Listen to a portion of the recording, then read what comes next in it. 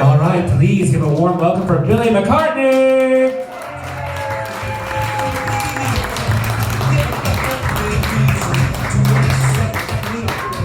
Everybody say, ah!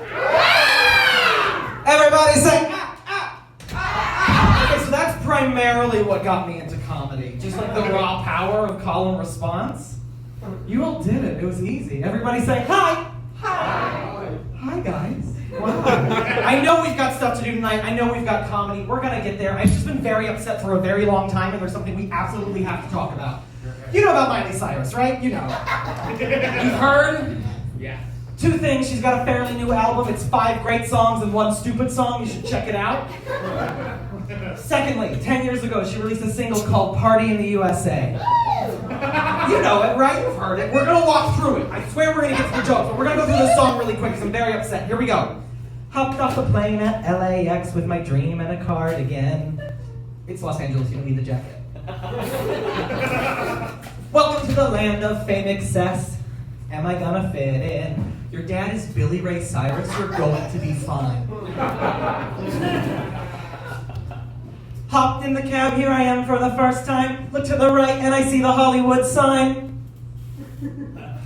I don't know about you all, but I think these cab drivers are taking advantage of Miley Cyrus. If you hop off a plane at LAX and you get in a cab and you look to your right and you see the Hollywood sign, he has left the airport on the 110, gone north of the 710, and come into Hollywood from the east!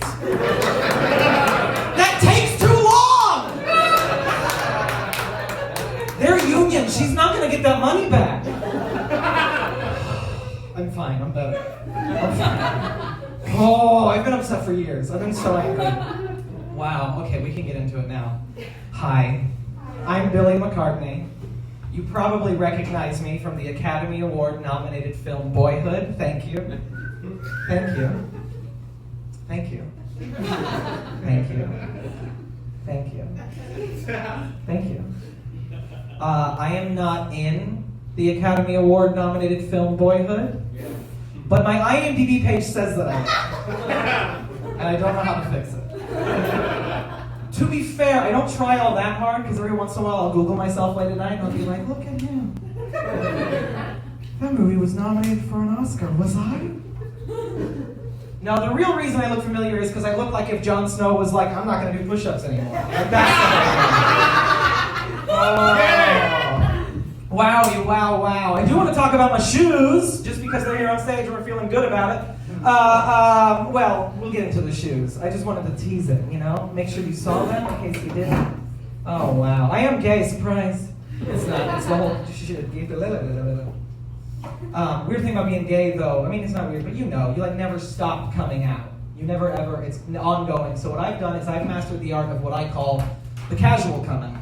And the casual come out is where you work your orientation as casually as possible into a sentence, and you watch straight people react.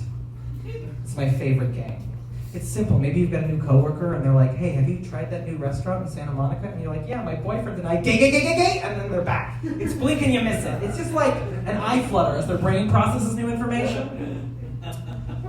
I don't have to do that much anymore, you would think, because of the nails and because of the shoes. But straight people, they need help. Typically. Now, I bought the shoes, first reason, look at my legs. Look at my legs. Look at my legs.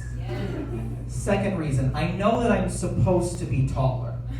I know that I have the legs of a taller man, and it's my torso that's the problem. And I know this because I'm 5'8", but my boyfriend is 6'1", but when we stand face to face, our penises are at the same height. So like, my legs are, it's the torso that's short. Now I'm right there with his belly button. Wow. Thanks for coming out tonight, guys. Thanks for coming to LOLGBT. Don't forget, that's lettuce, onion, more lettuce, bacon, grape, and tomato. Wow. It's a big sandwich on this show tonight. How would you all feel if I talked about the time that I got, for the first time, super duper royally stoned? It doesn't matter, I have the microphone, we're talking about it anyway. So long story short, I was in Seattle where my boyfriend was living at the time. He was like, do you want to get super duper properly stoned? And I was like, sure, that sounds fantastic. Long story short, I drank half a bottle of, let's just call it weed soda. And then I smoked half of a joint, never smoked in my life, smoked half of a joint. I coughed for 16 to 17 years. And then I kind of settled down. I was like, you need to go back inside. You really need to relax. You need to take this in. Enjoy the moment. I made my way to the couch. I sat down. I was like, you're just going to take in the room. I get to the clock. It's 9:47 p.m. I go up to the ceiling, and I'm like, oh, popcorn ceilings. That's going to hurt the resale value. Oh, but hardwood floors. That might make up the difference. That's pretty good. And look at all these shelves he's got. He's got so many books. I read the title of every single book on the shelf. I went one by one, every single solitary book. Oh my goodness, and then DVDs. He's got DVDs too. I went through every single solitary DVD. I really took it in. And then I got back to the clock and it was 9:47. I didn't mean to break time, but this is where we're at. So I stand up, I have to tell my problem. New problem. Gravity doesn't make any sense. It's a nightmare. I have to get down the hallway, but I'm ricocheting off the walls, trying to get to the kitchen. I can't make it. My boyfriend's there. I peek around the corner. I look at him and I go, we're on the International Space Station. And then what I tried to say next was, I'm aware that we're not, but that's what this feels like.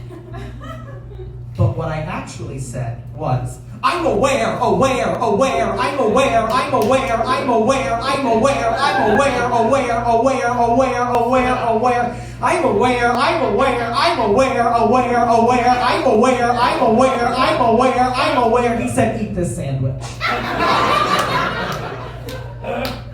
And I will never forget this sandwich. I was high off my ass for the first time in my life. And he gave me a sandwich that was almond butter and honey.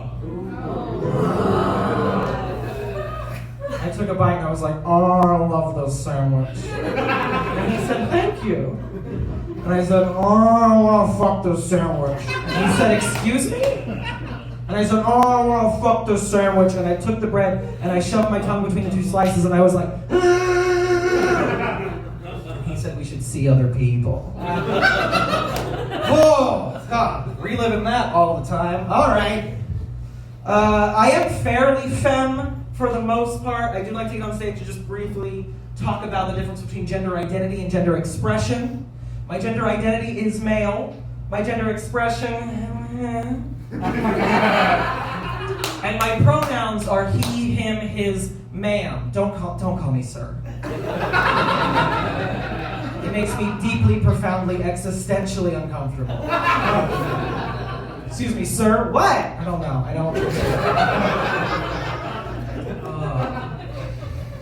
Wow. I'm from Texas originally. Thank you. Correct response. My hometown has a Confederate soldier statue. But I went home to visit not too long ago, and my uncle was there, and he was like, hey, while you're here, you want to go hunting? And I was like, ew, gross, no, why? He was like, it's great, makes you feel alive, makes you feel like a man. And I said, I know what a man feels like. Stupid jokes all night long. All right. Hey, kids. You ever smoke the reefer? You ever break into your daddy's liquor cabinet? Have you ever done both of those things at the same time? And in that state, you realize you were the funniest person who has ever lived. If you get all of your jokes out of your brain and onto paper right now, no one will ever like you. So you grab a notepad, and you grab a pen, and you write down all of your jokes, and then you fall asleep. And then you wake up. And at the foot of your bed, there is a notepad. So you grab it, and you read it. And then later, maybe, you read that joke to a room full of strangers. This is a joke I wrote. Word for word. Starts like this. Math is for fags. With a period. Joke. With a question mark. Too high for this email shit. poop. And you have to pronounce poop that way. Because I wrote it with a bunch of O's and a loop-de-loop. So it's pronounced poop.